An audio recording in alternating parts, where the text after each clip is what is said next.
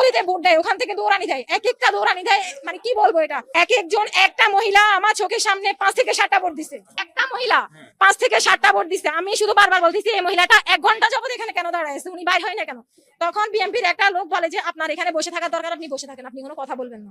আমি আমার যে যারা ছিল আমার সাথে ওদেরকে বলি, ওনারা বলে যে কি বলবে, একটা মানুষ সকালে ভোট দিয়ে গেছে, দুপুরের পরে আবার ভোট দেয়, একটা বাচ্চা ক্লাস 10-এ পড়ে, ওর এখনো ভোটারের বয়স হয় নাই, ও পর্যন্ত ভোট দেয়, এটা কেমন কথা?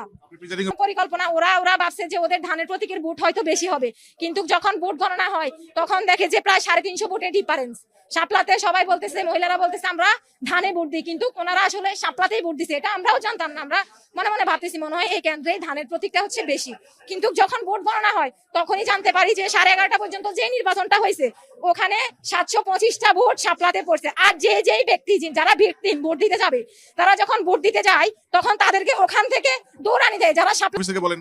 ওনারা আমাদেরকে তো কিছুই বলতে দেয় না, কি বলবো আমরা, আমাদেরকে তো কিছু। আর আমরা 2 দিন ওখানে 2 দিন দায়িত্ব পালন করতেছি, ওনাদের দায়িত্বে আমরা গেছি না, উনি আমাদের নাস্তা পানি পর্যন্ত বহন করে নাই। উনি আজকে সকালে আমাদের দায়িত্বে যারা ছিল তারা গেছে, উনি বলে যে 130 টাকা নাও তোমরা কিছু খাও, একজন 10 টাকা করে নাও, এটা